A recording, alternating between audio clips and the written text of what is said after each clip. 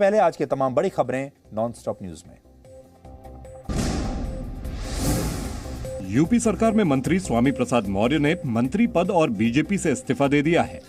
मौर्य ने अभी यह ऐलान नहीं किया है कि वो किस पार्टी में शामिल हो रहे हैं, लेकिन समाजवादी पार्टी के अध्यक्ष अखिलेश यादव ने ट्वीट कर उन्हें पार्टी में शामिल होने पर शुभकामनाएं दी हैं। सामाजिक न्याय और समता समानता की लड़ाई लड़ने वाले लोकप्रिय नेता श्री स्वामी प्रसाद मौर्य जी एवं उनके साथ आने वाले अन्य सभी नेताओं, कार्यकर्ताओं और समर्थकों का सपा में ससम्मान हार्दिक स्वागत एवं अभिनंदन। स्वामी प्रसाद मौर्य ने कहा है कि जहां सम्मान नहीं है वो वहां नहीं रह सकते। साथ ही उन्होंने कहा है कि बीजेपी की विचारधारा गरीबों, दलितों, किसानों, नौजवानों के खिलाफ है। सरकार का रवैया दलितों, पिछड़ों और बेरोजगार नौजवानों के साथ जो रहा है उसको देखते हुए आज मैंने इस्तीफा केंद्रीय नेतृत्व को सौंपा। डिप्टी सीएम केशव प्रसाद मौर्य ने स्वामी प्रसाद मौर्य से जल्दबाजी में फैसला न करने की अपील की है। आदरणीय स्वामी प्रसाद मौर्य जी ने किन कारणों से इस्तीफा दिया है मैं नहीं जानता हूं। उनसे अपील है कि बैठकर बात करें। जल्दबाजी में लिए हुए फैसले अक्सर गलत साबित होते हैं।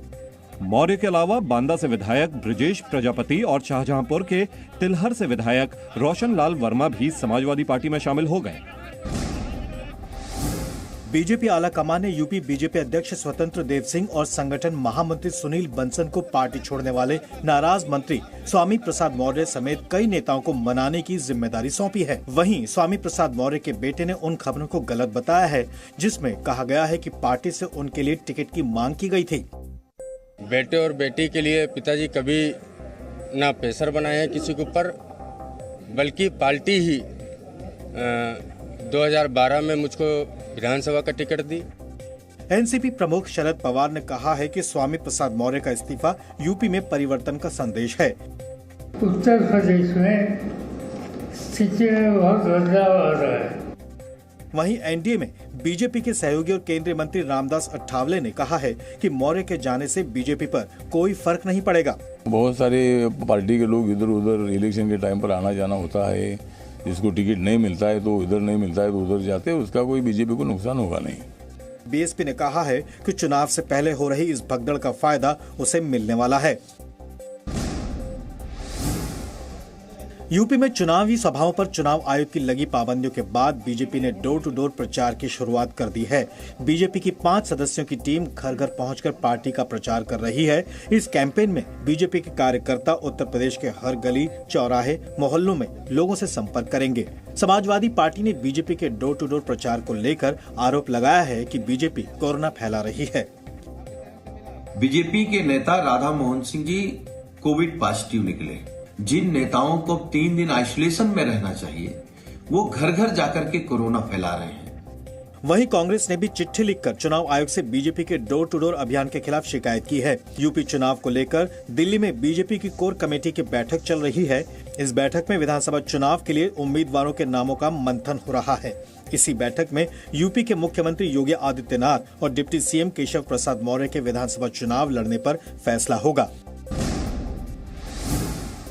पंजाब कांग्रेस के अध्यक्ष नवजोत सिंह सिद्धू ने विधानसभा चुनाव से पहले सीएम पद को लेकर बड़ा बयान दिया है। उन्होंने कहा है कि कांग्रेस आला कमान नहीं बल्कि पंजाब की जनता तय करेगी कि अगला मुख्यमंत्री कौन बनेगा। हर बंदा सीएम बनन तुरिया ओ भाई, सीएम बनाऊ पंजाब दे लोग। तेनू किने कहता मित्रा कि हाई कमांड बनाऊगी सीएम। सिद्धू ने पार्टी का घोषणा पत्र जारी होने से पहले ही अपना पंजाब मॉडल भी लॉन्च किया। साथ ही सिद्धू ने कांग्रेस को हिदायत भी दी कि इसी पर उनका राजनीतिक भविष्य निर्भर है। सिद्धू के पंजाब मॉडल वाले पोस्टर से सीएम चरणजीत सिंह चन्नी की फोटो गायब है और सिर्फ सोनिया गांधी, राहुल और प्रियंका गांधी वाड्रा की तस्वीर ही नजर आ रही है। अगला इलेक्शन हम अगले इलेक्शन के लिए नहीं लड़ रहे, अगली पीढ़ी के लिए लड़ रहे हैं। शिरोमणि अकाली दल ने सिद्धू के पंजाब मॉडल को बकरी मॉडल बताया है। कांग्रेस कल सीईसी की वर्चुअल बैठक के बाद पंजाब विधानसभा चुनाव के लिए उम्मीदवारों की पहली लिस्ट जारी करेगी। सीएम चरणजीत सिंह चन्नी 2 सीटों चमकौर साहिब और आदमपुर से चुनाव लड़ सकते हैं। दिल्ली में कोरोना के बढ़ते खतरे को देखते हुए नई पाबंदी लागू की गई है। दिल्ली डिजास्टर मैनेजमेंट अथॉरिटी ने सभी प्राइवेट ऑफिसों को बंद करने का आदेश दिया है। प्राइवेट ऑफिसों के सभी कर्मचारी वर्क फ्रॉम होम करेंगे। सिर्फ वही प्राइवेट ऑफिस खुल सकेंगे जिन्हें छूट दी गई है। दिल्ली के मुख्यमंत्री अरविंद केजरीवाल ने आज एलएनजेपी अस्पताल में कोरोना के बढ़ते संक्रमण से निपटने के लिए तैयारियों का जायजा लिया। हमने अभी तक 37,000 सारी अपनी कैपेसिटी इस्तेमाल नहीं की है, लेकिन अगर जरूरत पड़ेगी तो हम 37,000 बेड्स तक तैयार करके 10,000 11,000 आईसीयूज हम दिल्ली में तैयार कर सकते हैं। उन्होंने कहा कि प्रतिबंध मजबूरी में लगाने पड़ रहे हैं और जितनी जल्दी हो सकेगा इन प्रतिबंधों को हटा लिया जाएगा।